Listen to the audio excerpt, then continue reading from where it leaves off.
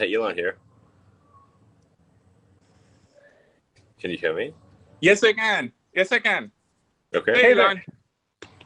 Hey. Hey, Hello there. Hello. hey. We see you. Welcome. This is wild. It's just my butt talking. Elon, are you wearing your short shorts? Yeah, that's me. Are you celebrating anything in particular with your short shorts? No, I'm just trying to look sexy in these tight pants with the fabulous red and the gold. Are the short shorts still available to be purchased? Sorry, I got a small Sparky dog.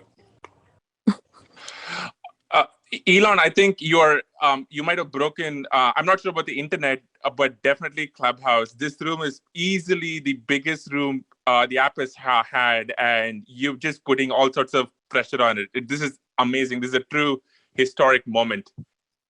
All right. I mean, is it working? Absolutely. Absolutely. All right.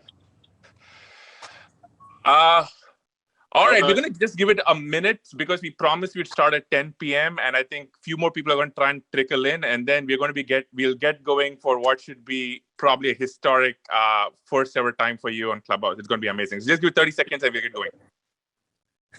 Okay. By the way, can you let in Vlad from Robinhood? I think the room. We can. Okay, good. I'm sorry, Sriram. I'm sorry. Go ahead. I was going to say, my phone just blew up when we started the room with people trying to get in. So we're going to try and get as many people as possible. Okay, why don't we get started?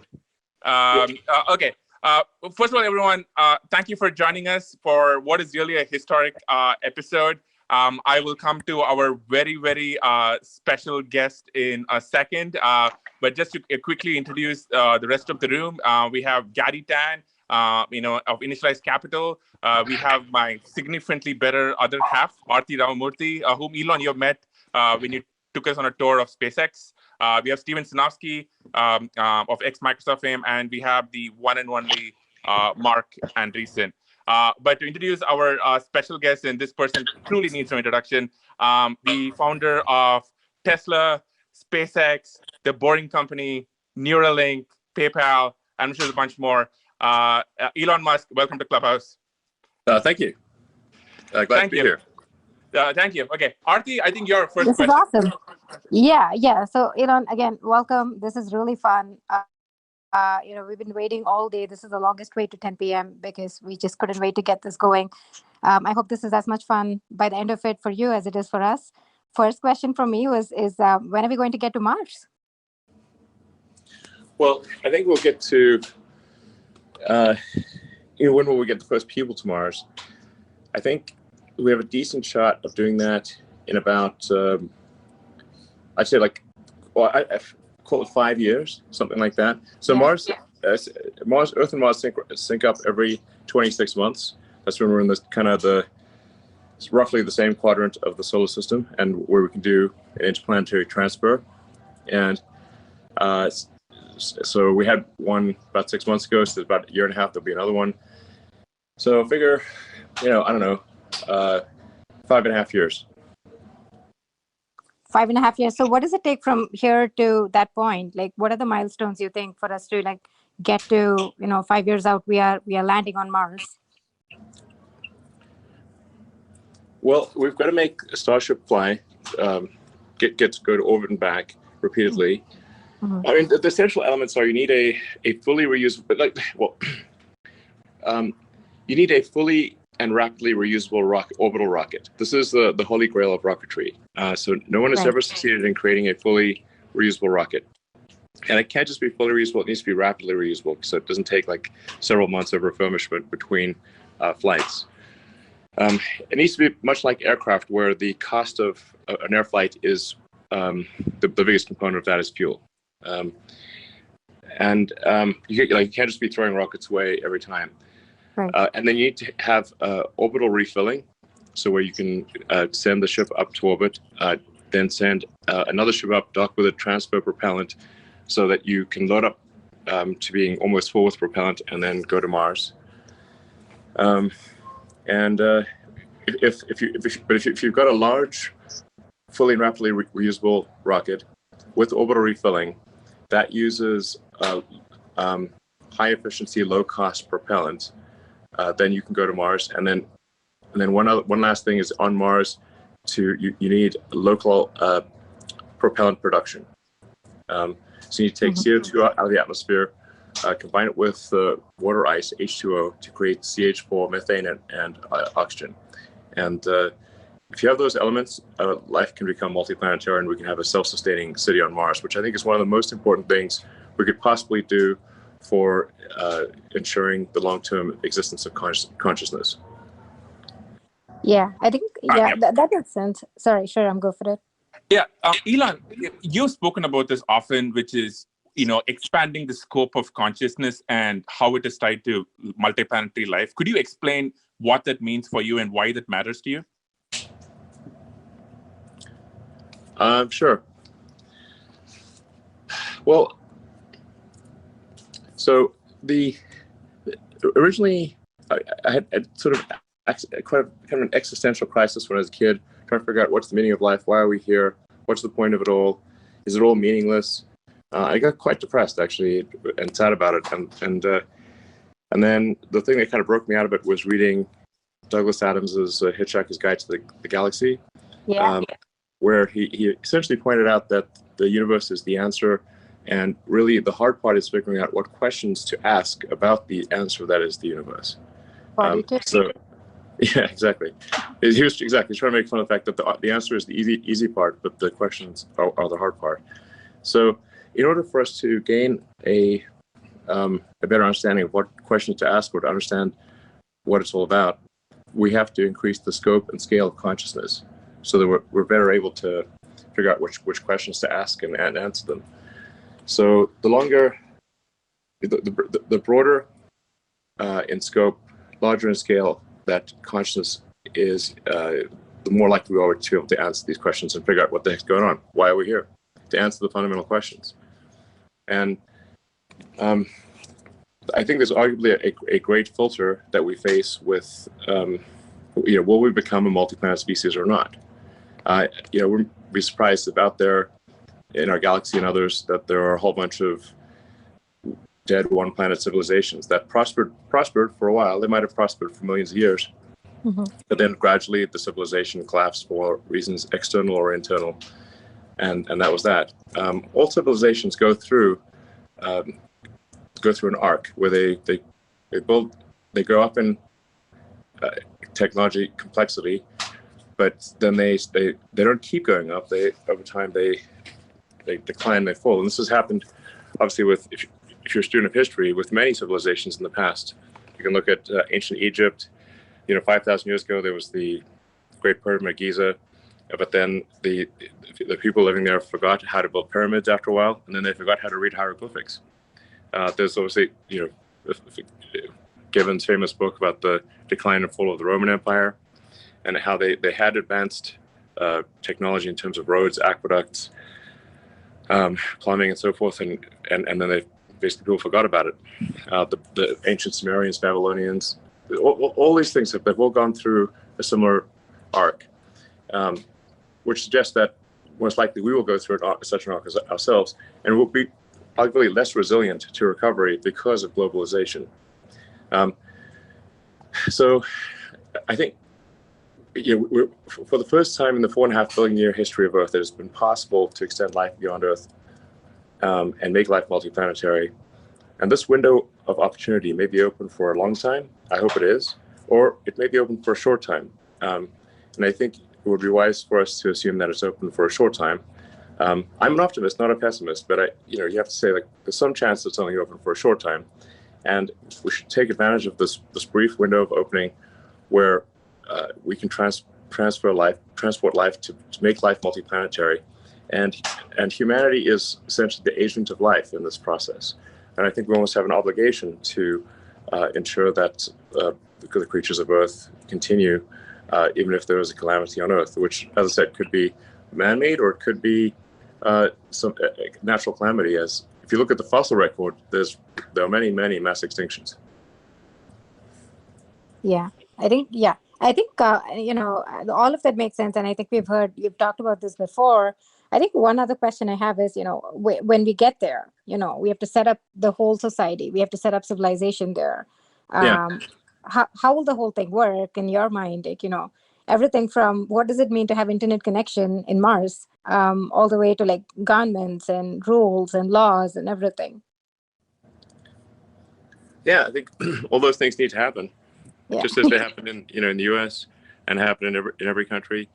And I would not presume to prescribe what should happen there. I think the important part is just that we get people there and we get the equipment necessary to establish a self-sustaining civilization, at least one self-sustaining city. And I think the key threshold of when we would pass the great filter, or this particular great filter, is Mars sufficiently self-sustaining such that if the ships stop coming from Earth for any reason, it could be something massive or something banal. I mean, civilization on Earth could end with a bang or a whimper.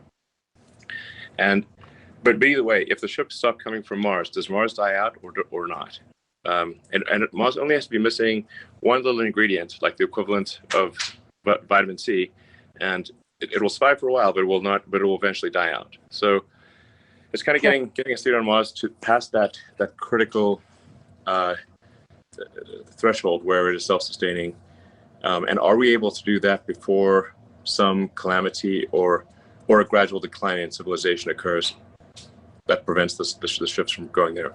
That's the key threshold. I mean, in a more pithy way, is like, does the city on Mars become self-sustaining? Which comes first, a self-sustaining city on Mars or World War III? Yeah. If you kind of let yourself dream out over the next few decades, like, what would you consider success? Like, let's say they get through the first 5 years and even the first 10 years. Like, what do you think is possible to build on Mars 10 years in, 20 years in, 30 years in after first arrival? Well, I think Mars will start off being very, very tiny, just like a tiny little outpost. And by the way, it's going to be very dangerous. Sometimes people think, oh, is this like some escape hatch for rich people? I'm like, no, it will be dangerous, hard work. It's going to be, you're out there on the frontier. There are far more ways to die there than there are on Earth. And a tremendous amount of hard work. But it will be, I think, fun and a great adventure. But it will not be a luxurious thing. That is for sure. Not for quite some time to go. But we've got to build a propellant plant. We've got to build get the solar power going, get the the food production going, start creating the necessities. We need an iron ore refinery. We need all of the sort of fundamentals of industry in order to ensure that Mars is a self-sustaining planet. And then over time, like, this would take a while, but you can terraform the planet and make it Earth-like, mostly by warming it up. So yeah. So, as you talk about this, I mean, honestly, what comes to mind is sort of the idea that a Martian civilization, although obviously imported from Earth, it will quickly evolve to be quite a bit tougher by necessity. And just the mental image just leaping in my mind is the Spartans in ancient Greece. Like, do you think the sort of vector of civilization will unfold differently as a consequence of how difficult it's going to be to get it going? Yeah, it probably will. I think so. And so then maybe we don't just have a backup, right? Maybe we actually have an alternative, like and the ability to actually see two like fundamentally different civilizations flourish. Yeah, absolutely. The fact that you can only go to Mars every 2 years and that it's a 6 month journey, although I think we can over time get that potentially as low as 1 month, but still, you can't go to Mars when Earth is on the other side of the sun from Mars, like the times where Mars is literally on the other side of the sun. You can't get no matter what you do. So that time gap would mean that that there'd be essentially a new group of people arriving roughly every 2 years. I don't know. I think it'd be interesting. People would probably trace their I came on this this particular sun, Earth-Mars synchronization event. I don't know, but like I said, the important thing is like that we have established Mars as a self-sustaining civilization, and that we have done whatever we can to ensure the long-term continuance of consciousness as we know it. Because so as far as we can tell, we're the only the light of consciousness, which is a delicate little candle in the dark. It's only here on Earth. I mean, it might be other places, and there's arguments that it's likely to be other places, but honestly, we have seen no sign of it. And I'm pretty sure that I would have known about it, and I've seen nothing to indicate that there's any alien civilization whatsoever. I'd be the first to jump on that in a second, but I've seen no such evidence. Elon, that's actually something we wanted to ask you about, because in the last year, there has been multiple reported UFO sightings. There was the mysterious object that flew past our solar system. I think you just described that you haven't seen any evidence of aliens, but A, do you think we'll ever run into them? And B, if we do, have you heard of dark forest theory from the three-body problem? How do you think we should think about aliens? Yeah, I'm trying to be strict in the scientific sense of the word, of saying I've seen not a single piece of conclusive evidence. So that doesn't mean there aren't aliens. I'm just literally saying I've seen nothing that could not be explained by other means, and where the probable explanation by other means is much more likely than this alien technology.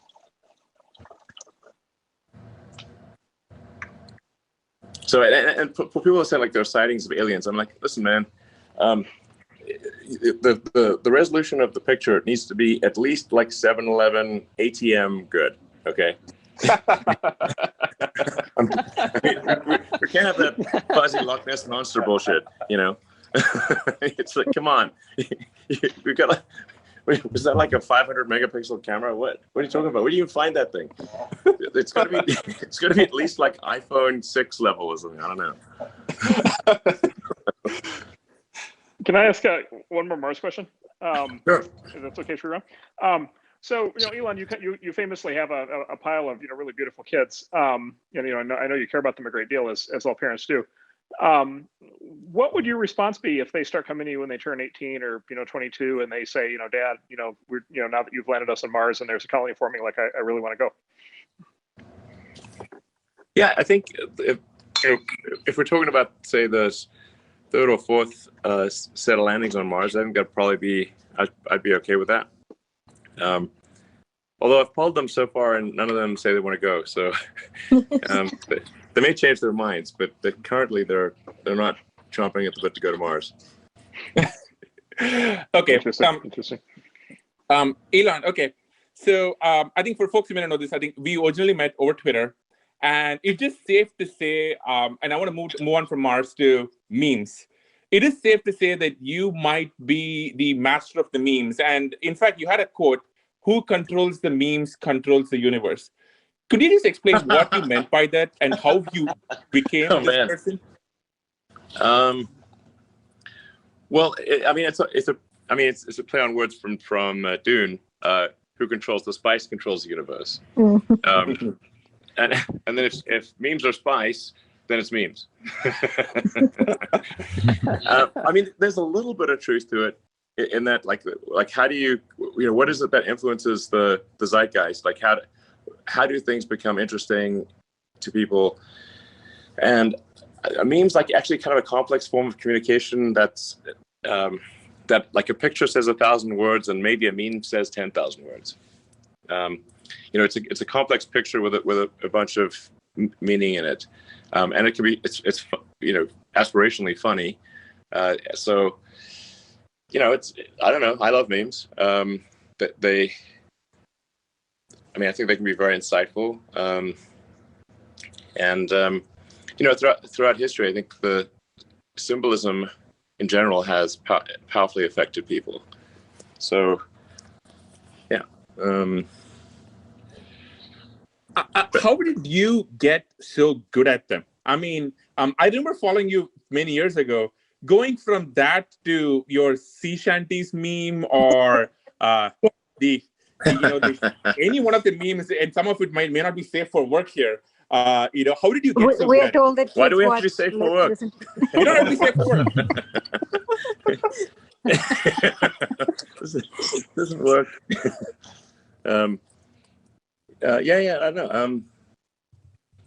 Yeah. I don't know. I guess probably. If you go back to my very early tweets, or technically I was on Twitter. I think in the very early days when there were only like maybe 10,000, less than 10,000 users. But then people were just tweeting what kind of latte they had at the University Street Starbucks, and I was like, I don't need to know this. So then I deleted my Twitter account, and then a fake person who got my Twitter account and tweeted for a few years, and then my friend Bill Lee said, hey, you really should be on Twitter so you can speak directly to people, so I was like, okay, I'll do. My friend Bill Lee convinced me to regain my Twitter account, and my early tweets are pretty racy, because I was reading this biography of Catherine the Great, so it sort of, things went crazy from there. By the way, I like how you say that your early tweets were racy and not right now. I just like that. Look at your profile. Other people think oh, he's gone crazy on Twitter. I'm like, no, I started crazy on Twitter. But what's your favorite set of new memes, Elon? What are the new things that you're following now with respect to memes or creating? Sorry, what was that again? Yeah, I mean, I was just going to ask you, what are the new memes that you're following or creating right now? What are the ones that are interesting to you right now? I don't really follow memes. You just make them? I make some of them, and then some of them are sent to me. I have some pretty kick-ass meme dealers. Yeah. Wait, who's a meme dealer? Is this somebody you meet in the back alley over a signal? Memes going at a good price. Are there meme dealers on Mars? Wait. You gotta have a good meme dealer. There will be. My friend Mike is a good meme dealer, and Claire as well, and Jake L, and quite a few others actually. I fortunately am the lucky recipient of very interesting memes. Great. Today you'd, slightly changing subjects a bit. Just on Twitter, today you'd posted about Neuralink and why people should be working there. For folks who don't know about it, I thought it was really cool. Just the possibility of it, it's just really fantastic. Tell us more about it. There are a lot of engineers listening on this, in this Clubhouse. What is Neuralink? Why should we care? What is possible with it? Sure. So, the long term. Okay, so Neuralink stems from a concern I had, where I was trying to figure out, even in a benign AI scenario, how do we at least go along for the ride? So, if for those that are following AI closely, it's obviously improving dramatically. If you see look at say GPT-1 versus GPT-2 versus GPT-3, and just how radically that's improved, and just there's deep minds, and I think they've run out of games to win at basically, and there's just, and look at Tesla. It's an important thing at note I should make is Tesla actually has, I think, one of the strongest AI teams in the world, but it's an AI team focused on real world usability. So just really solving vision, perception, and control with AI. But even in a benign scenario for AI, where let's say like the AI is like just really wants to be super nice to us and make us happy. Well, how do we stay relevant and still have meaning and at least go along for the ride?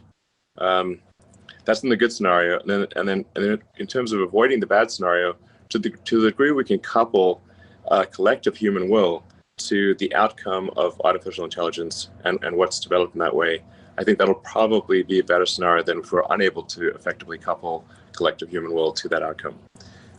So, the final now, sorry, but this is getting kind of esoteric, but we love it. We love it. Keep going. Yeah. No, okay, so people are already a cyborg, in that you already have a tertiary digital layer. You've got your sort of limbic system, which is your primitive drives and desires and responses, and then you've got your cortex, which is like long-term planning and thinking. Those are two biological layers, and then there's a tertiary layer, a third layer, which is digital, and you already have that in the form of your phones and computers and all your applications. You're far more powerful than a human would be without those cognitive enhancements. But the bandwidth between your cortex and your digital tertiary layer is very slow. And in fact, with the advent of phones, it got even slower. So if you're thumbing, like, say, what's the bit rate of a pair of thumbs on a phone? It's very low. I mean, let's be super generous and say it's 100 bits per second. Well, computers can communicate at trillions of bits per second. So it's, at a certain point, the computer gets smart enough. It's like the computer's just like trying to talk to a tree.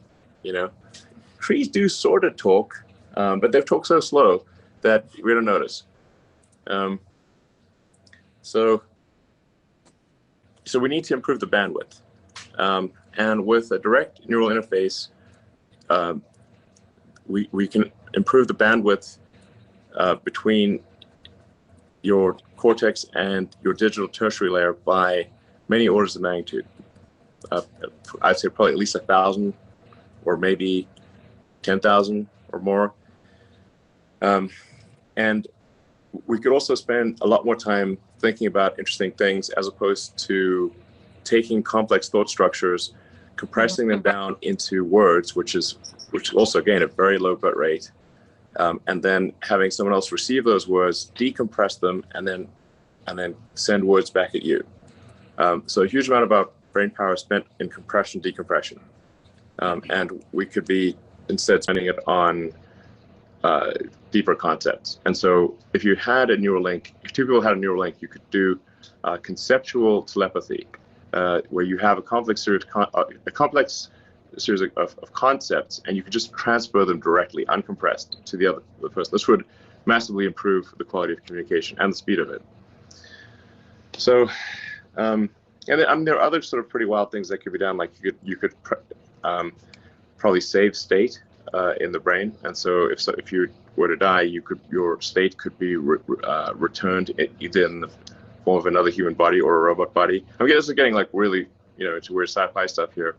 This is great. This is basically like altered awesome. carbon, right? Like this is basically a plot line from Altered Carbon. Go on, love it. Yeah. Yeah. It's kind of like Altered Carbon. Yeah, exactly. But I think you could decide you want to be a robot or a person or whatever. And you wouldn't be exactly the same. So there'd be a little lost in transfer. But you can also say it's also arguably true that when you wake up in the morning, you're not exactly the same as yesterday, or the you of a month ago is not the same as the you of today. I mean, a bunch of brain cells have died, and some memories have faded, some have strengthened. There are new memories. So anyway, the point is, like, you wouldn't be. There could be something analogous to a video game, like a saved game situation, where you are able to resume, upload your last state. Yeah, kind of like Altered Carbon. Maybe lose a few memories, but mostly be you.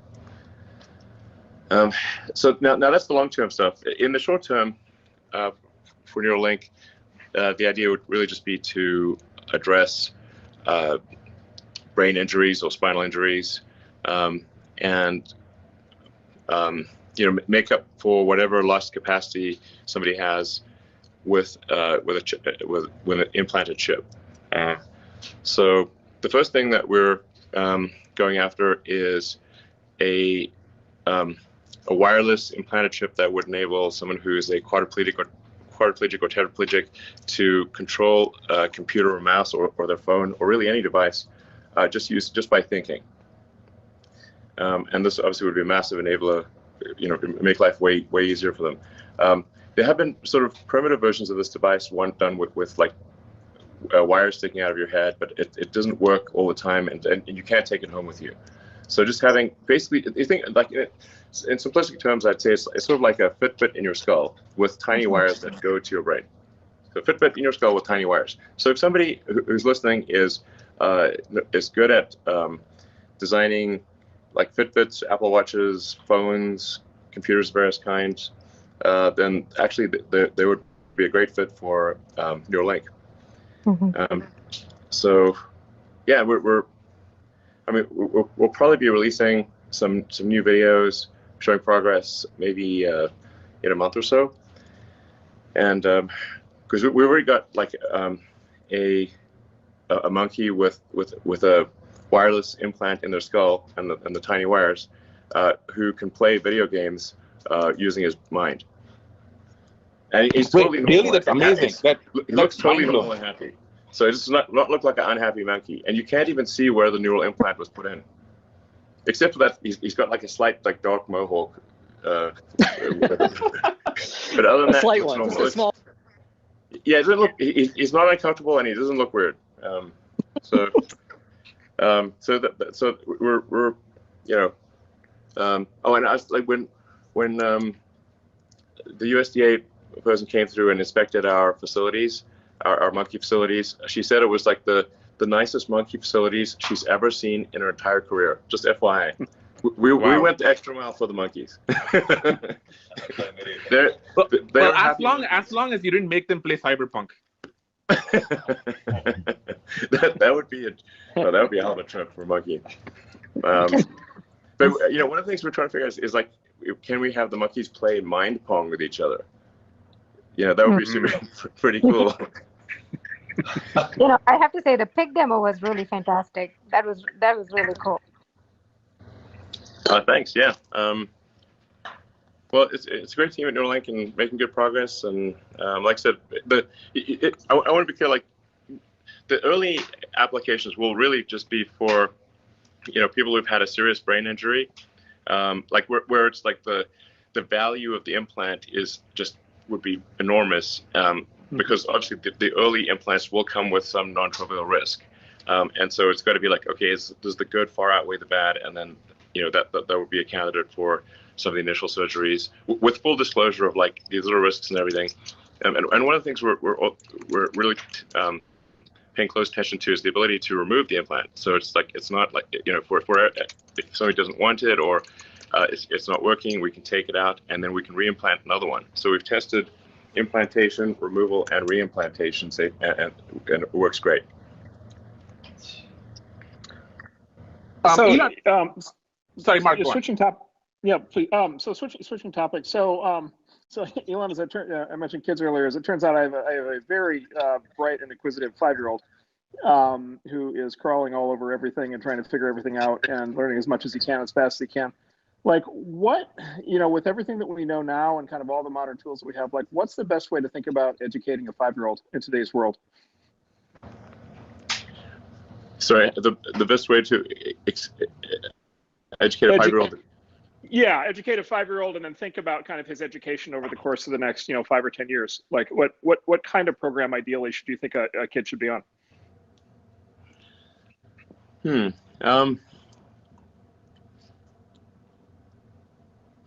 Well, my observation is my kids were mostly educated by YouTube and Reddit, and then and their, I guess, classmates and I guess there were lessons as well, but judging by the amount of time they spent online, it seemed like most of their education is actually coming from online. I think generally with education, you want to make it as interesting and exciting as possible. You have to say, like, what are some of the, like, if you see like what are all the things, like, say a good video game does to keep someone engaged and interested. if kids can be super engaged in video games, I think there's a way for them to be super engaged in education as well. Like one of the things that's I think very fundamental is to explain the why of things. Like, so we're teaching you this, but we're going to explain why we're teaching you this and why it is relevant. I mean, we've evolved to forget things that are irrelevant or have low relevance probability. It makes sense. Like otherwise, we'd remember all sorts of nonsense things that weren't very important to our future. So unless relevance is established clearly, then people will have a hard time remembering it by its nature, because it appears to be irrelevant. It might be relevant, but if it's not explained to them, they won't know. And then if you want to have some sort of if you're trying to say problem solving, some sort of engaging narrative for the problem solving, like it's like far better to say, okay, if we're going to teach you how an engine works by taking apart an engine and then putting it back together, and then let's find out what tools are needed for in order to take this engine apart and put it back together. It's like, okay, we need screwdrivers and wrenches and Allen keys, and we need a winch, and a bunch of other things, and then you understand the relevance, and it's much more of an interesting problem. This is much better than having, say, a course on wrenches or a course on screwdrivers. You just like start with a problem and say what tools are needed to solve this problem. That establishes relevance and gives a compelling narrative thread. Yeah, it seems like you could kind of, if you had sort of elaborate enough projects, you could roll a huge number of topics into that ultimately kind of combine into a single project with some really actually interesting form of output. Like for example, building a literally building a vehicle or something like that. Yeah, exactly. If you have the narrative thread, or like why is it all establish relevance, and there's a story to it, and then you say like, well, if you can't turn that bolt without the wrench, and then like let's see, how can we make this engine better? What do we need to do? Okay, well, let's calculate if it's a gasoline engine, how do you get to a higher RPM or a better compression ratio? I'm using like an outdated analogy of engines, but you could say for an electric motor, what steps would you need to take to get higher torque, and pull higher power out of this electric motor, and then you can explain. It's obvious why things like Maxwell's equations become necessary in that situation. Yeah. Yeah. Yeah, that would be amazing. Go ahead. Yeah. Elon, you would not believe the number of parents and people with kids who have asked us about tonight. And I think there are two questions that are connected. One is, how do kids, if you're having a kid and you want to teach them to become a polymath like you have become, what advice you have for parents? And the next one is, here you are with, so many companies that you have created that I can't even list them off the top of my head. Why doesn't the world have, and this doesn't mean to sound, psychophantic, but why doesn't the world have more Elon Musks? Well, I don't know. I might be getting too much credit here. So, I mean, for me, these things, the things I've done have been because I felt a strong compulsion to do them. So it's not like nobody was pushing me to do it, but it was just like I felt a strong compulsion to do them. I mean, I wouldn't say, there were pretty long sections of my life that have been very painful and difficult, and I'm not sure people would want to do that. There's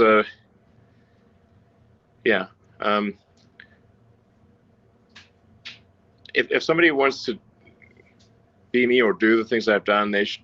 I would say most probably you're mistaken. You do not want to do that. You'd have to have some kind of like rage demon in your skull that you just got to get it done.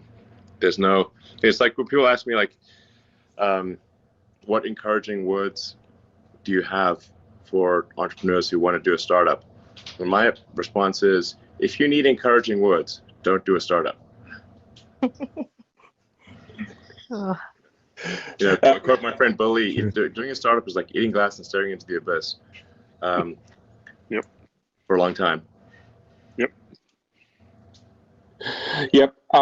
Okay. We're going to switch topics just a second, but I think for everyone in the audience who just caught up and managed to squeeze in, just a quick reset/recap. This is the one and only Elon Musk for his first time on Clubhouse, and this is a show that we do every single day. I know a lot of you are trying to get in the room. There are a bunch of overflow rooms. See if we can get in there. But we're just having an amazing conversation with Elon.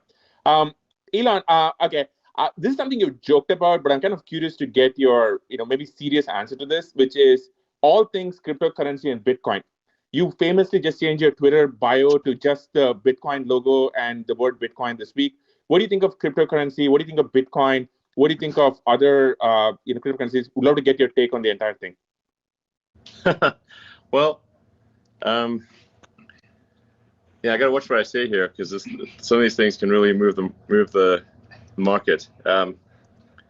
So, first of all, I should say, many friends of mine have tried to convince me to get involved in Bitcoin for a long time, like from when it first just popped, it popped out there. And a friend of my bully, he actually had Bitcoin cake, a cake that was had a big sort of Bitcoin symbol on it, and he fed me a slice of Bitcoin cake in 2013. So, I mean, clearly I should have at least bought some Bitcoin 8 years ago. What more do people need to do? Jesus, talk about being late. Talk about being late to the party. So I was a little slow on the uptake there. My apologies. But I think about it a fair bit. But I do at this point think Bitcoin is a good thing.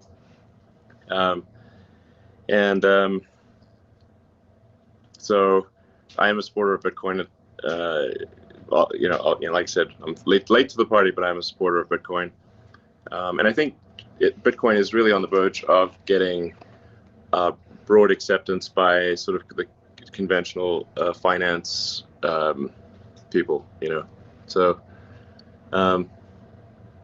yeah, I think so. I don't have a strong opinion on other cryptocurrencies. I mean, occasionally I make jokes about Dogecoin, but they are really just meant to be jokes. But Dogecoin was made as a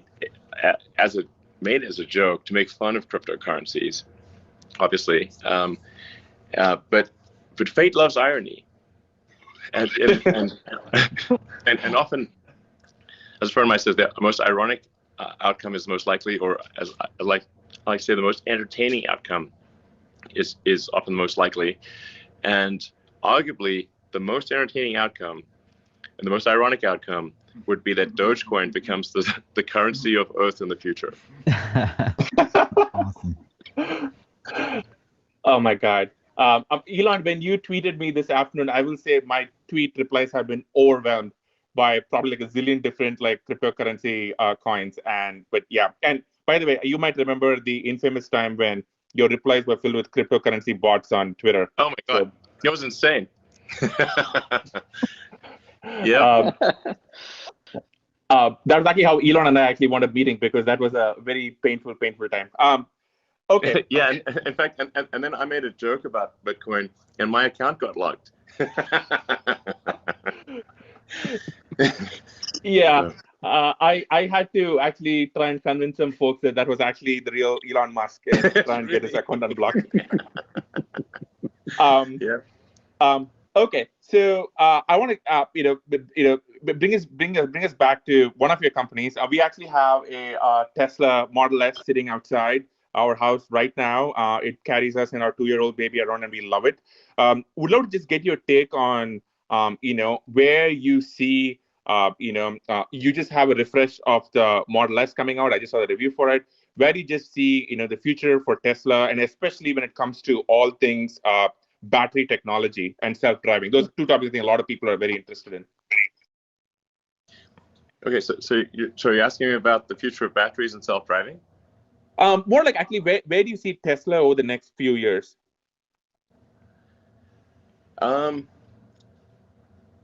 Well, yeah, I mean, I think that, the goal with Tesla is to, and has been from the beginning, is to accelerate the advent of sustainable energy.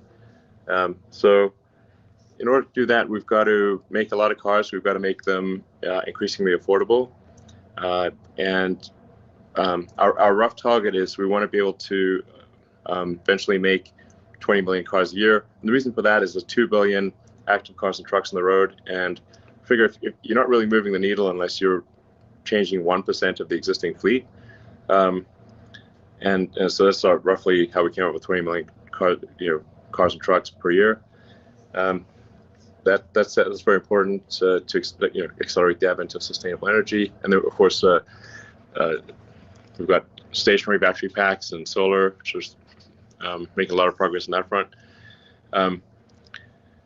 So yeah, we're going to try to grow car production as fast as possible, and that the primary limiting factor there is battery cell production. So we're getting as much as possible from suppliers, and then but even that is not enough. So we're actually going to be building battery cells ourselves. But it's important to emphasize that to our suppliers who are great, we've got great suppliers, that we're not trying to put them out of business. We want them to increase their rate as well. So Panasonic, LG, and CATL, and then to add, to increase to accelerate sustainable energy further, we're making our own cells, pretty excited about that. And then, anyway, so I think you expect, possibly an acceleration of compound annual growth. Well, at least aspirationally, that's our goal. And then combine that with autonomy, and it's a very powerful story because once you have autonomy or self-driving cars, you massively increase the utility of any given car. A typical car is driven about 12 hours a week. You think of maybe depending on the situation where you live, it's like maybe an hour and a half a day or something like that. Or in LA, it might be 2 hours a day. So roughly 12 hours a week, and there's 168 hours in a week, in a 7-day week. So most likely cars that are autonomous could maybe do a third of the hours in the week or something like that. So maybe they do, I don't know, 60 hours a week of usage instead of 12. So you got basically a 5x increase in asset utilization there, and far less need for parking lots, parking garages, and that kind of thing. So, but this in itself is good for the environment, because you need fewer cars to get the same thing done, and we would need fewer parking garages and places just to keep cars when they're not in use, because they'd just be in use a lot more. So. But the net of like having a lot of cars times automation or times self-driving, I think, is at the heart of why a lot of investors think Tesla is worth what it is. They're giving us a lot of credit for future execution, but I think the trend is there. It's quite positive.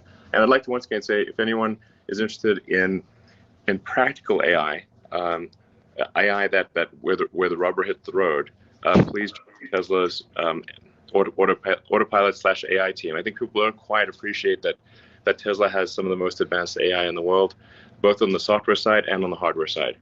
And on the software, on the hardware side, we've obviously got our inference computer, which I think is still the best inference computer out there, even though it's been going for a couple of years. And then we're building Dojo, which will be the world's most powerful training computer, because it's got to process vast amounts of video training data, and bringing the day of self-driving sooner translates directly to lives saved and injuries avoided, because about 1 million people die every year in car accidents, and about 10 million per year have serious injuries. So that's the sooner the better, and a lot of lives will be saved and people's lives made better if it happens sooner. Elon, on self-driving, you made headlines, I think, a while back when you basically, to put it mildly, criticized LiDAR as a key technology for self-driving. Could you talk more about that and why, you're not such a huge fan of LiDAR? Yeah, I mean, sometimes I'm just talking smack, No, we didn't know that. Yep, it's time you knew. We took those tweets seriously. I confess. Yeah. So first of all, I'm not like fundamentally against LiDAR in all things, because for the SpaceX Dragon that docks with the space station, we actually developed and built our own LiDAR for docking with the space station. So obviously, if I hated LiDAR, we would not have done that. And this is well before. This is like 10 years ago that we started doing that. So I'm not like, I don't have some sort of weird like, antagonism to LiDAR. However, for driving on real world roads, you have to solve vision. You have to solve vision, basically understanding objects with passive optical photons, and then making sense of those objects. So like vision, perception. What do those objects mean? What are they going to do? What is their likely path of travel? And then control. And all of that really is is AI. The way we're doing it is by running a bunch of neural nets in our head. So we've got to run a bunch of neural nets to do the same thing in the car.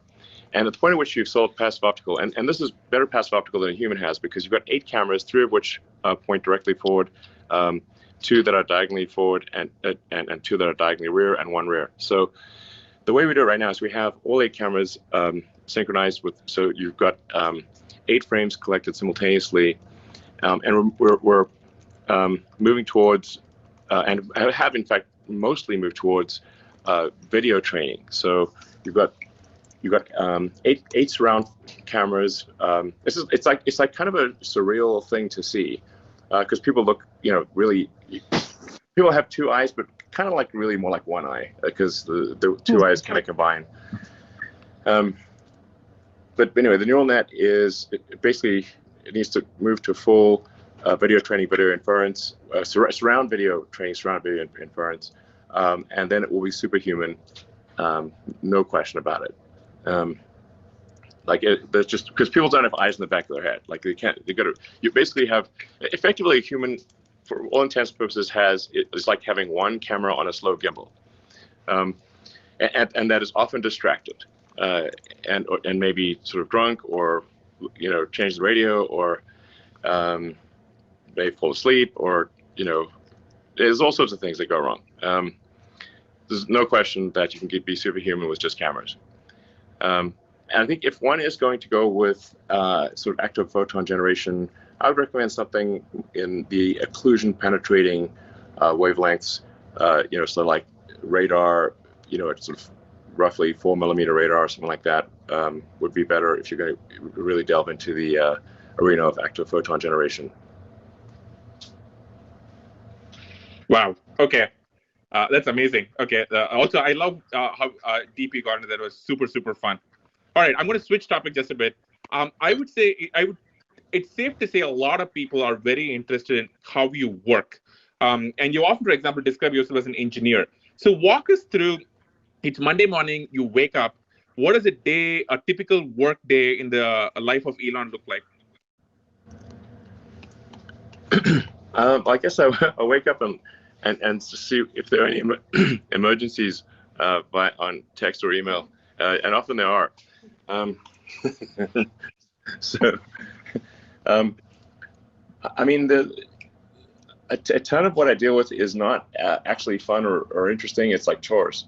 So I've tried really hard not to do my chores, but then if I don't do my chores, things go to hell.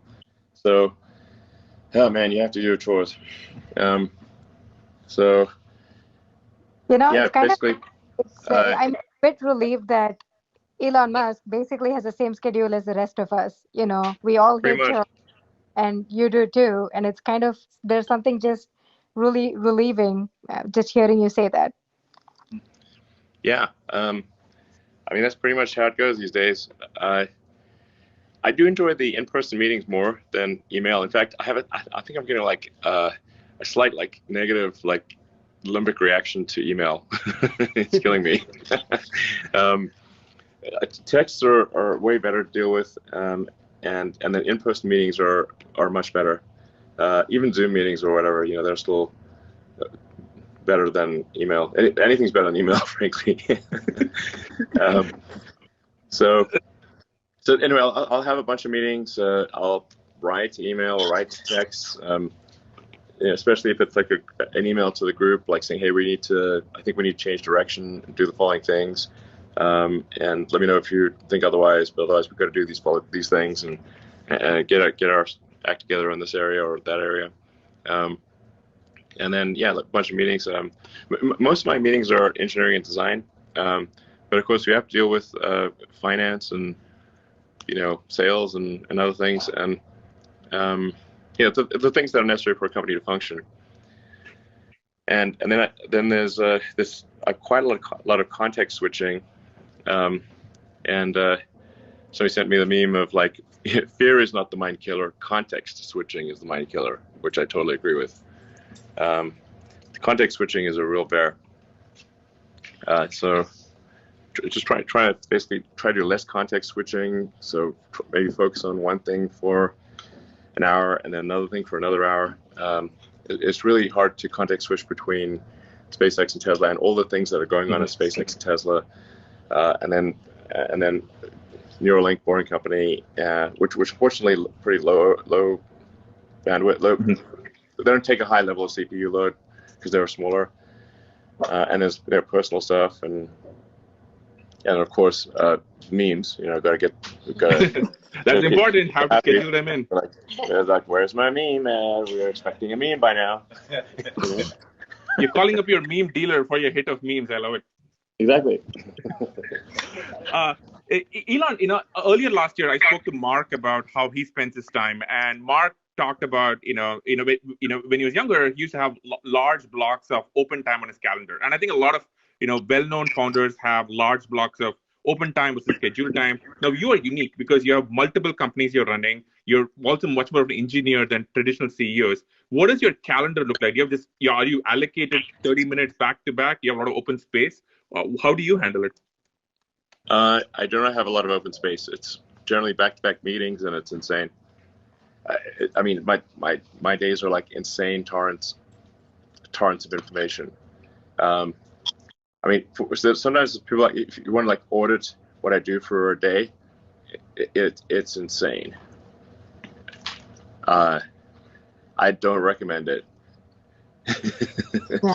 I mean, yeah. I was thinking, like, man, how long can I keep this up? Because I don't want my brain to explode.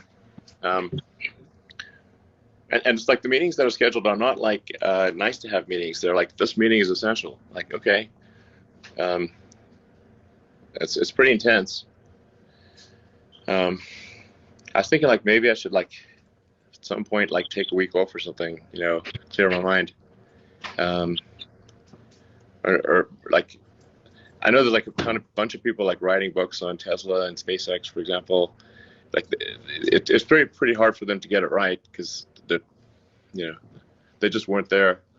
And maybe I should like write some like book of my experiences that has like all the foolish mistakes I've done and like some advice for others that might be helpful.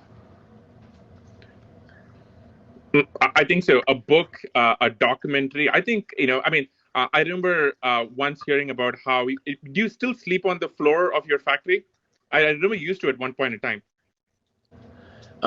I did. I haven't. I only if there's like a crisis situation, and I actually. It's like basically when the team is being asked to really work super hard, I got to be right there with them. And they got to see it, seeing is believing. And so if I'm just sleeping in the middle of the factory floor and, sort of going to sleep at 4 a.m. and like, waking up like 4 hours later and like, they literally see me, they walk past me. It's not like hidden or anything. And it's like, okay, CEO is willing to fucking take that level of pain, then they'll do it too. I was going to say, when you first said you slept in the factory, I figured, there must be like an executive floor or something, and you must have like a couch, and it must be like a nice setup. And then, when I came over to see you that one time, it's like you have your conference room is literally in the middle of the factory, and like the giant. Sure, I'm pardon my swearing, but I have to. The giant fucking robots are like 15 feet away. Yeah. And they're pounding metal, and it's like ear splitting. And your factory is like literally, your room is like literally right in the middle of them. And then at least I saw your like sleeping bag in the conference room, so I assume that's where you're sleeping. I didn't see any of the rooms. Like, Yeah, so it's not just sleeping in the middle of the factory. It's like that's intense. Most of the time, I did not sleep in the conference room because people could not see me in the conference room. So I slept on the floor outside the conference room. Because otherwise, how do people know? Yep. Like, they don't know. Seeing's believing. So I mostly would just sleep on the floor outside the conference room so they could see that I was there. Yep, that's an even more advanced level. Yeah, that's world of hurt. And I always would wake up and smell like oil and iron filings. it was rough. Yeah, but I was asking people to really go all out, and I can't expect them to go all out if I'm not doing the same thing. That's super interesting because when people think, and again, I'm not saying this to flatter you. When people think that how does the richest person in the world live, they don't think uncomfortably sleeping outside a conference room with like a lot of loud banging going on right next door. They probably don't, but the people at the factory do. They saw it themselves. I love it. That's what's important, Okay, I love it.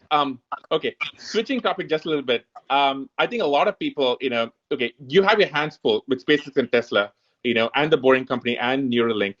If you had to start, if you somehow magically found an extra 5 hours in a day, and you had to start another company or another effort, what would you start? Well, I'm definitely have no plans to start yet another thing. You have all the free time. Man, look at you. Yeah, my head will definitely explode. It's like that gladiator meme. Are you not entertained enough? Have you not created enough companies? Indeed. I think there are still tremendous opportunities in tunneling. For 5 years, people asked me what do I see opportunities, and I'd say tunneling, and then nobody did anything. So then, actually, initially as a joke, created the Boring Company, and we did like a test tunnel in LA, and then still people didn't believe us, and then so we just did our first operational tunnel in Vegas. But the world really needs tunnels because all major cities have traffic, and tunnels can massively improve people's quality of life by making it easier to travel from one place to another in a city. And then that can be further expanded to long distance travel, where if you just draw a vacuum on the tunnel, then you can go extremely fast, faster than a plane, and faster than a plane or a high-speed rail.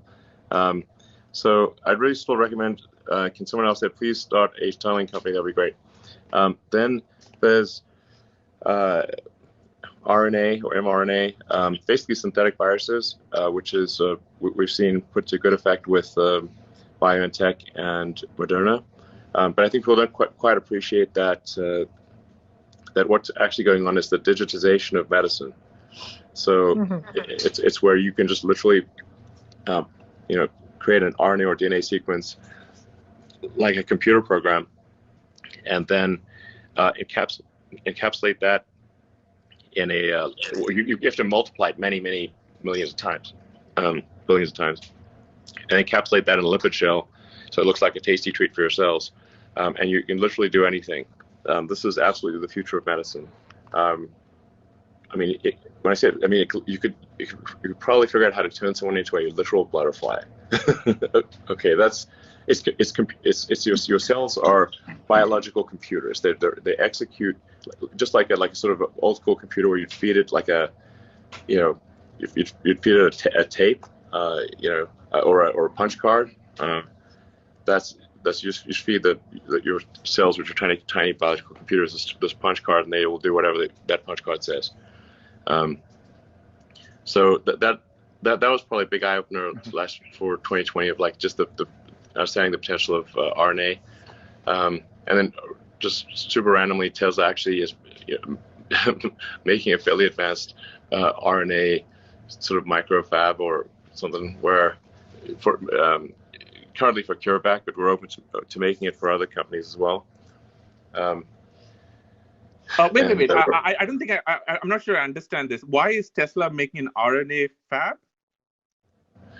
It's super random. So, like a little over 4 years ago, we acquired a company in Germany, primarily for they're very good at automation. It's called they were called Groman, and they're in southern Germany near basically a city of Prum, and at the time of the acquisition, they said like, look, we're willing to be acquired, but there's like just a couple of projects that we think, even though they're not related to automotive, we'd really like to continue if you don't mind. As like, and the two projects were one is this like tiny chip analyzer, or like a thing with tiny wires for analyzing chips that Intel needs for making CPUs, and then another one was this biotech thing for it's basically there's three parts to it. There's a DNA multiplier, an RNA multiplier, and something which puts then the lipid shell on the RNA sequence. We're on like version 3 of it now, and they said could they keep going? I said, well, if you keep it under 10% of resources, no problem, we can keep going. And then I don't know, it turned out like it turns out it may actually be useful. I just love that you accidentally found yourself with an RNA fab. By the way, I think you've been talking a lot about how mRNA obviously has been key to the Moderna vaccines and all the COVID-19 vaccines, which brings me to COVID. Let us say somehow magically tomorrow you were running the vaccine effort, the distribution effort right now. What would you do to get the vaccines out? Yeah, specifically around the delivery and the logistics side, which we just don't seem to be doing a really good job across the world. So what would you do differently there? Well, I don't have good insight into the situation as it stands, but I think relaxing the requirements on there's like seems to be there are too many requirements of who can get the vaccine. The vaccine really is important for anyone with that is elderly or has a compromised immune system, or is otherwise at risk for the virus. And I think really just saying like, you know, first come, first serve. Show up here. Like use CVS and Walgreens, which give out the flu vaccine every year, and say, okay, just show up here, and you know, especially for the Moderna and BioNTech vaccines, which are quite temperature sensitive, they can only be sort of defrosted from the deep freeze briefly, and then they must be used or they lose their effectiveness.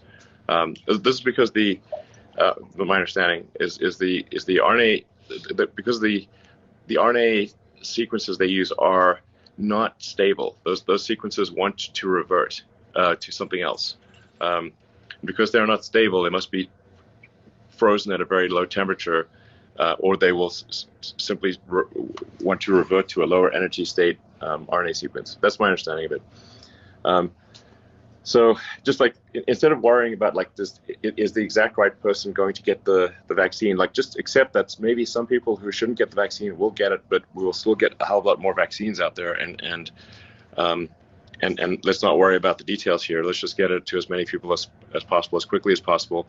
And for sure, we should not worry about the second dose quite yet. Just give everyone the first dose. I suspect that the immunity granted by the first dose is very significant.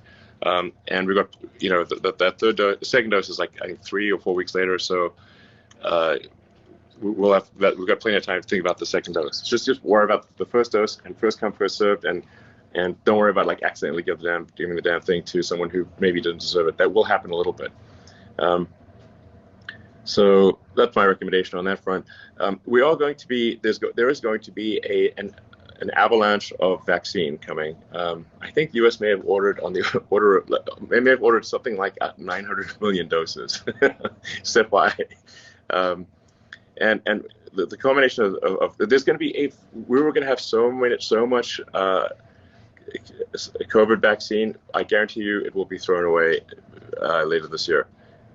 more than we could possibly ever need or want. And the Johnson & Johnson vaccine just got approved, which is that's good because it's a more conventional vaccine, but it's a single shot, room temperature. And there are more and more vaccines that are going to get approved. Hopefully the CureVac one will be approved soon. I know because I know the Tesla machine, it can make a bazillion doses super fast. So, I think there's definitely, for those who are concerned about the vaccine, you should expect an exponential increase in vaccine availability. And then combined with that, we are, I think, starting to approach some degree of herd immunity with people who have contracted the virus and recovered. So, which is actually better than getting a vaccine. The antibody reaction is better than if you got the vaccine. So, could go on and on about it, but overall, I think optimistic message that there will be lots of vaccines, and I would really encourage people to take the vaccine. I am not an anti-vaxxer. I want to be clear. I'm a pro-vaxxer. So, speaking of the vaccine, California has been sort of bouncing between kind of 45th and 50th in the country, by states in terms of the speed of the rollout. And it for me, it sort of, it re-raises this question that's been coming up more and more, which is, you and I and a lot of people, here listening have built our companies, primarily in California up until now. What's your view on the future of California from here? Well, I mean, first of all, I should say I love California, and I've lived more than half my life in California. Just I am, Californian. Like so much of my. I mean, I built my companies here. Came here came to Silicon Valley as a summer intern to work on energy storage technology for electric vehicles. Way back in 92, I think it was 92 or 93. There's a little company called Pinnacle Research in Los Gatos. I got to Silicon Valley as soon as I could. And then at Stanford, I was going to be working on sort of advanced capacitors for use in electric vehicles as grad studies, and ended up putting that on hold for the internet. And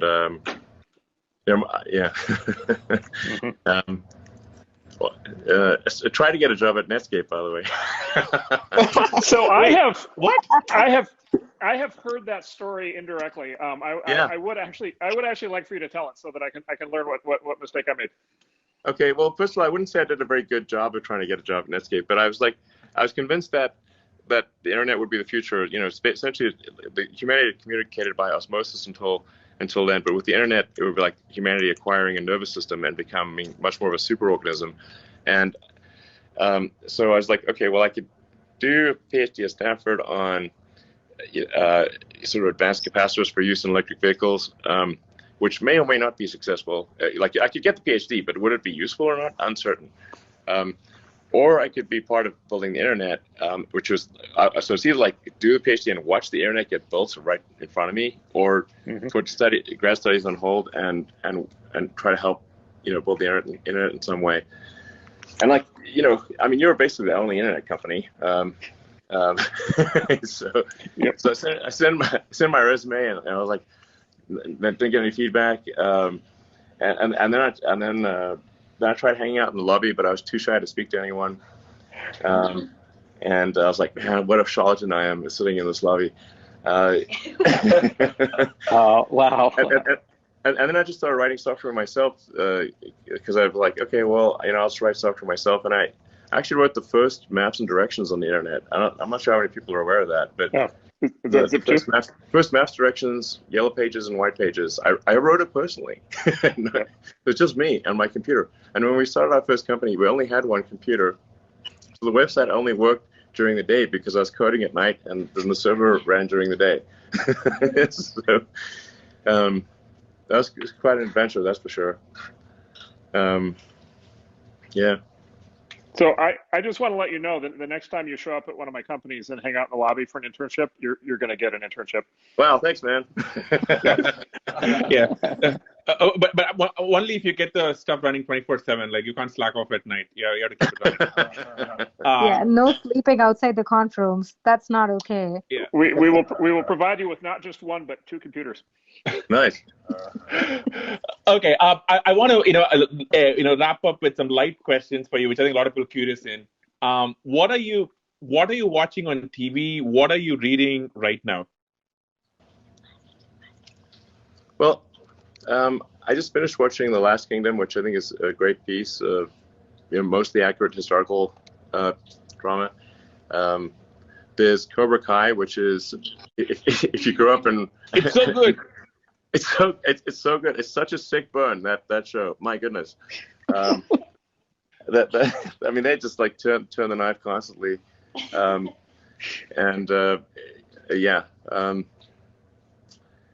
Let's see, what else have we been watching? What do you if I can break it? What do you think of The Expanse? Maybe I should start watching that. I think there were like some sort of like things about like having a shortage of water or something. There's something like that didn't make any scientific sense at first, so I was like, come on, this is dumb. So then I stopped watching it. But it sounds like maybe I should keep watching it.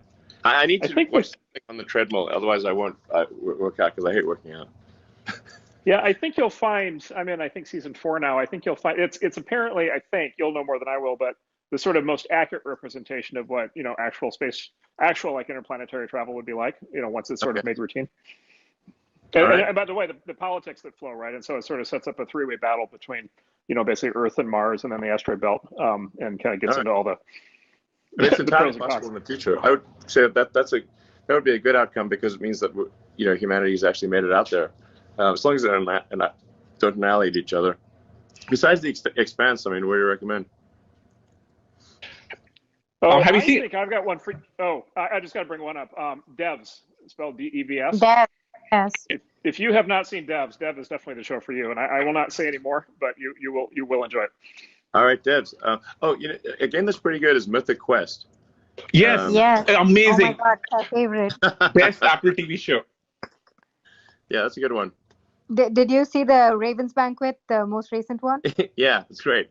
So good. Have you seen Tenet yet? The new Christopher Nolan movie? Yes, it's pretty good. Wow. Okay. And did you understand Tenet? Well, I think if you think too hard about Tenet, it's not going to make maybe complete sense. But I enjoyed the movie. It's funny because that's kind of what Nolan said too in one of the interviews. He said, just don't go deep into it. Just enjoy it for the movie. And 4 hours later, I emerged from Reddit being like, I still don't entirely get it. So I should have just paid, just skimmed through it and just watched it for the fun of it. Yeah, exactly. Okay, Elon. I think we don't want to take up too much of your time. This has been amazing. You've pretty much broken Clubhouse. There are probably about over a dozen, maybe more overflow rooms, and I see so many Twitter trends right now. You've been so generous. For all your listeners here and on Twitter, you've been asking for people to join Neuralink. You've been asking people to join Tesla. Do you have any final thoughts for everybody who's listening to you right now? Well, do you want to hear the real story from Vlad from Robinhood about what happened this week with GameStop?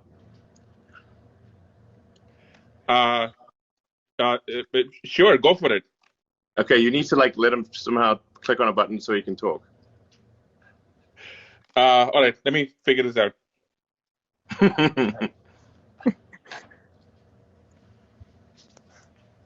While we're figuring it out, Elon, why don't you talk to us about Hitchhiker's Guide to the Galaxy, since you mentioned that right at the beginning? Hitchhiker's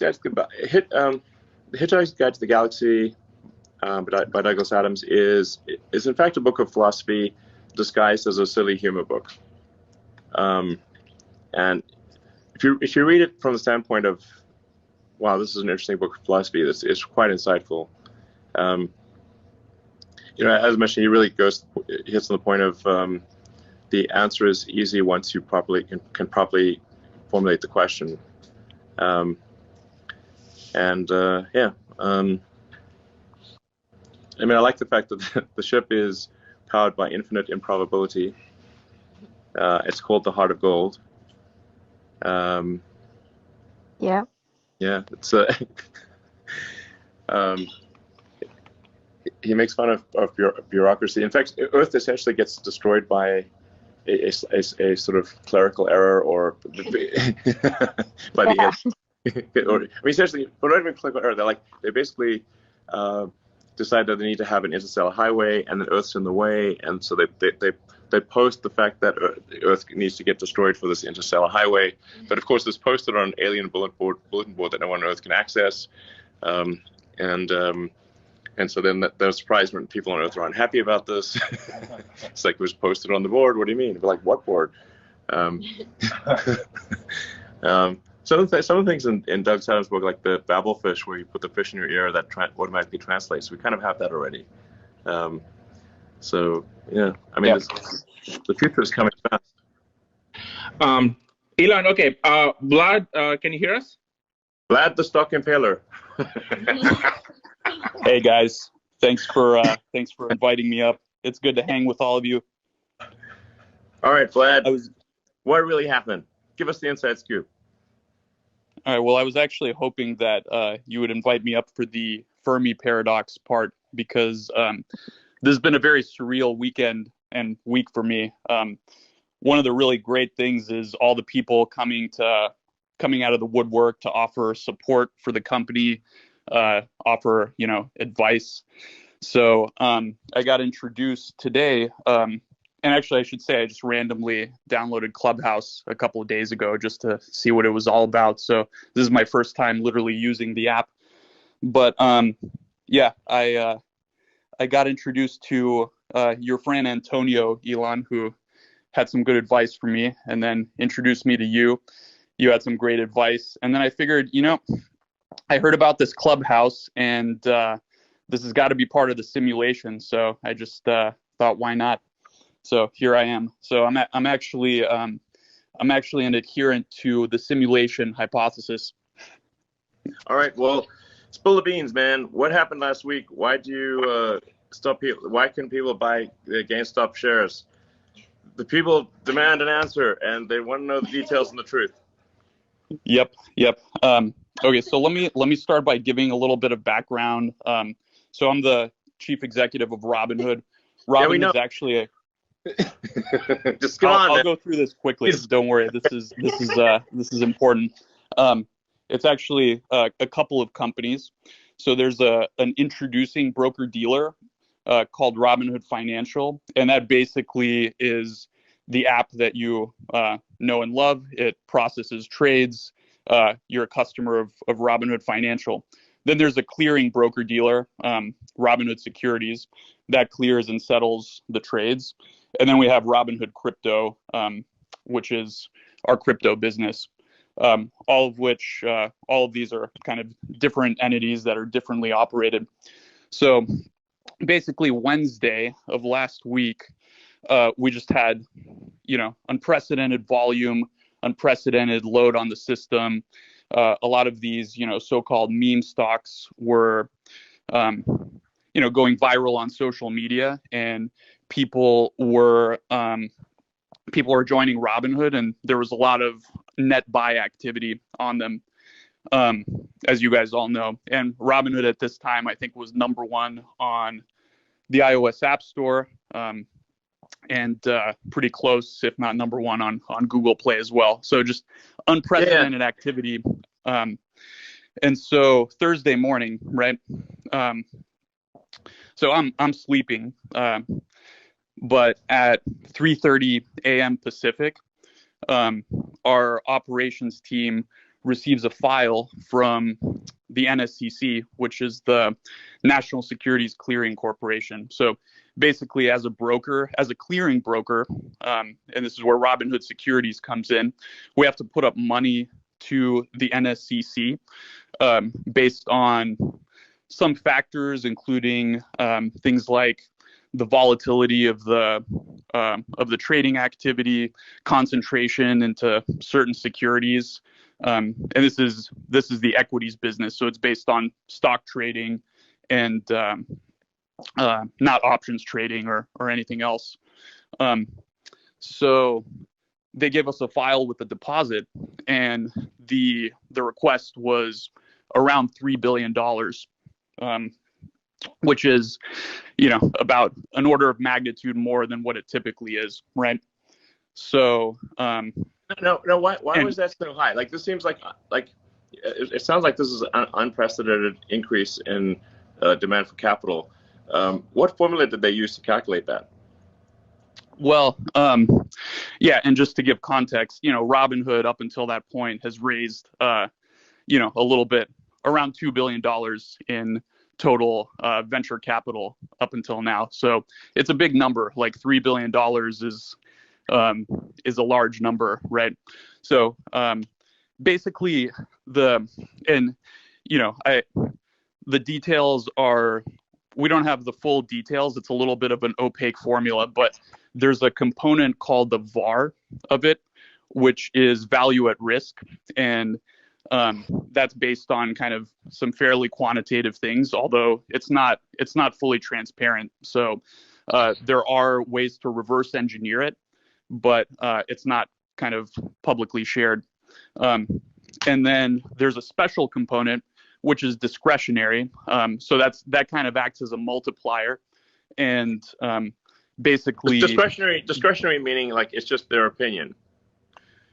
Yeah, it's a little bit, I mean, I'm sure there's definitely more than just their opinion, but basically, well, I mean, I guess like it's based on growth. What everyone wants to know is like, did something maybe shady go down here? It's like, it seems weird that you'd get a sudden $10 billion demand, $3 billion in the morning. Sorry, how much? Yeah. It was $3 billion US dollars. $3 billion. Okay, $3 billion. Yeah, around. Just suddenly out of nowhere. And what percentage? I wouldn't impute shadiness to it or anything like that. And actually, the NSCC was reasonable subsequent to this, and they worked with us to actually lower it. So it was unprecedented activity. I don't have the full context about what was going on in the NSCC to make these calculations, but yeah, essentially, is anyone holding you hostage right now? No, I'm okay. Yeah. Thanks for asking. But anyway, so this was obviously nerve-wracking, and I actually was asleep at this point. The operations team was fielding this at 3:00, and then we got back, we put our heads together. Our chief operating officer basically said, "Look, let's call up the higher ups at the NSCC and kind of figure out what's going on. Maybe there's some way we can work with them." And basically, there was another call, and they lowered it to something like $1.4 billion from $3 billion. So, we were making some progress, right? And then, but it's still a high number. And then we basically proposed, well, let's explain how we plan to, let's explain how, we'll manage risk in these symbols throughout the day. We proposed marking these volatile stocks that were kind of driving the activity, position closing only. And then at about an hour before market open, so 5:30 or 5 in the morning, they came back and they said, okay, the charge is, or the deposit, $700 million, which we then deposited and paid promptly, and then everything was fine. So that essentially explains why we had to mark these symbols position closing only, and also why we knew this was a bad outcome for customers. Part of what's been really difficult is Robinhood stands for democratizing access to stocks, and we want to give people the access. So that's been very, very challenging. But we had no choice in this case. We had to conform to our regulatory capital requirements, and so the team did what they could to make sure we were available for customers. Who controls this organization, this clearinghouse? It's a consortium. It's not quite a government agency. I don't really know the details of all of that. Okay. But and to be fair, like we were I think there was legitimate sort of turmoil in the markets. Like these are unprecedented events with these meme stocks, and there was a lot of activity. So there probably is some amount of extra risk in the system that warrants higher requirements. So it's not entirely unreasonable. But we did operational processes to make sure that customers that had positions could sell their open positions, because obviously restricting someone, we got a lot of questions about, okay, you had to restrict buying, why didn't you also restrict selling? And the fact of the matter is, people get really pissed off if they're holding stock and they want to sell it and they can't, right? So I think that's categorically worse. So and lots of other brokers, I think, were in the same situation. Robinhood was in the news, but you sort of heard this industry wide, right? Other brokers basically restricted the same exact activity. All right. So it sounds like this organization, calls you up and they basically have a gun to your head, either hand over this money or else. And so, because I mean, like basically what people are wondering is like, did you sell your clients down the river, or do you have no choice? And if you had no choice, that's understandable.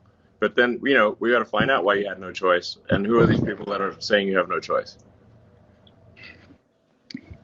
Yeah, I think that's fair. We have to comply with these requirements. Financial institutions have requirements. The formula behind these requirements, I think it would obviously be ideal if there was a little bit more transparency so we could plan better around that. But to be fair, we were able to open and serve our customers, and 24 hours later, our team raised over $1 billion in capital, so that when we did open, when we do open tomorrow morning, we'll be able to kind of relax the stringent position limits that we put on these securities on Friday. Will there be any limits? Well, I think there's always going to be some theoretical limit. Like we don't have infinite capital, right? And on Friday there were limits. So there's always going to have to be some limit. I think the question is, will the limits be high enough to the point where, they won't impact, 99.9+% of customers. So, if someone were to deposit $100 billion and decide to trade in one stock like that, that wouldn't be possible, All right.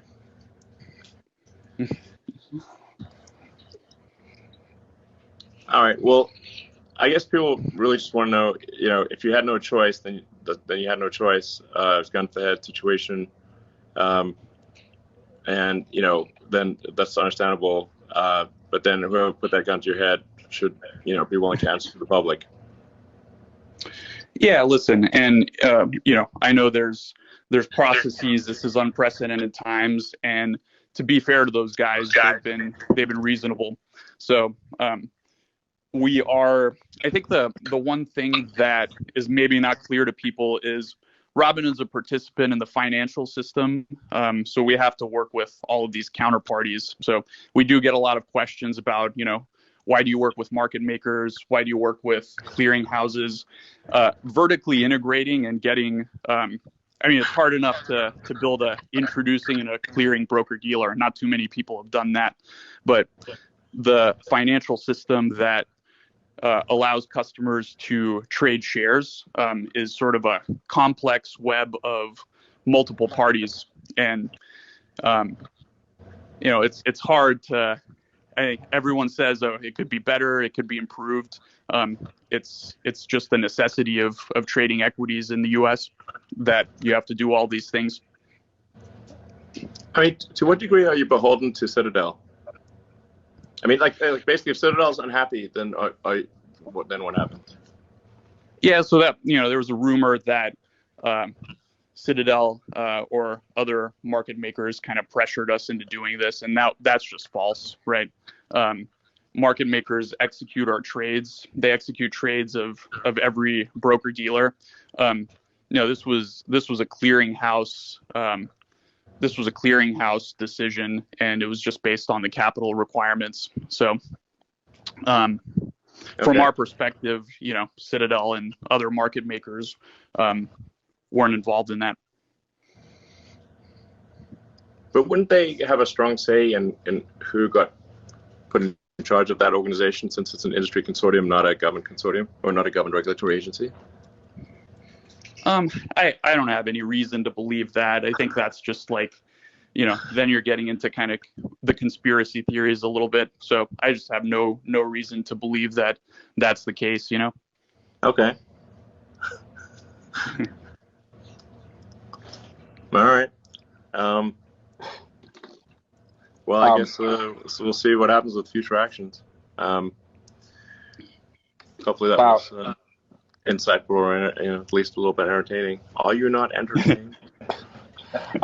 Yeah.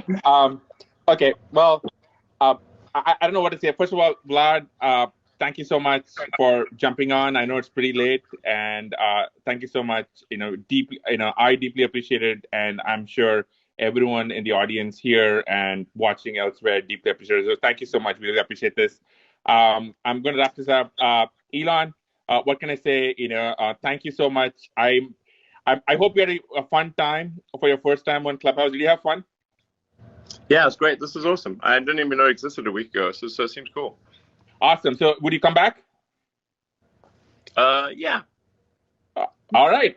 Okay. Well, thank you so much. And also thank you everyone for listening in. I know we went way over, Elon. Elon, we every time we do this show, we try and pick a song that fits the person we're interviewing. So I'm going to play us out of the show with a song that I think you might like. Gary, hit it.